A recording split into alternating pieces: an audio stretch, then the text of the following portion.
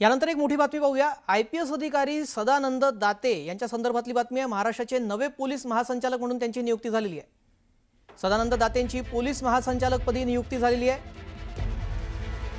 Police महासंचालकपदी Sadanand Date यांची नियुक्ती झालेली आहे। IPS अधिकारी सदानंद दाते हे महाराष्ट्राचे नवे पोलीस महासंचालक असतील।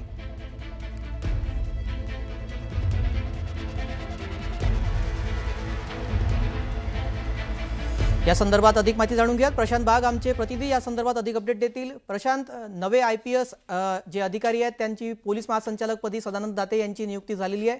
काय अधिक माहिती आहे?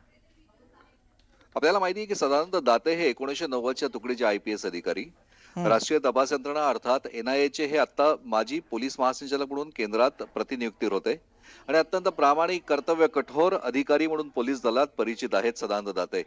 न्यूज 18 लोकमतनं सदानंद दाते हे महाराष्ट्राचे नवे पोलीस महासंचालक होतील हे वृत्त दिलं होतं। आणखीन त्या वृत्तावर अखेर शिक्कामोर्तब झालं असं आपल्याला नक्कीच म्हणता येईल।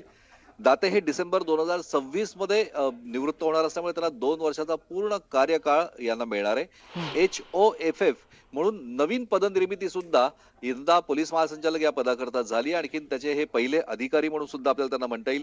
येत्या 3 जानेवारीला सदानंद दाते आपल्याला पोलीस महासंचालक महाराष्ट्र राज्य म्हणून पदभार स्वीकारतील। राज्याच्या दहशतवाद विरोधी पथकाचे प्रमुख म्हणून सुद्धा त्यांनी कार्यरत होते। महासंचालक म्हणून त्यांना तिथेच बढती मिळाली। अनेक वेगळ्या प्रकारचे त्यांनी दिल्लीमध्ये सुरू असलेला बॉम्बस्फोटाचा तपास सुद्धा त्यांच्या अधिपत्याखालीच आता झाला।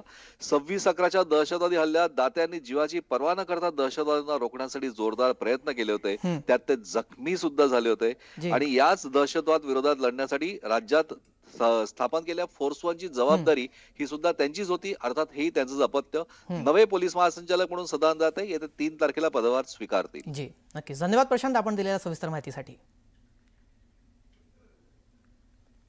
एक छोटासा ब्रेक आणि लगेच परत येतोय। पाहत रहा न्यूज 18 लोकमत।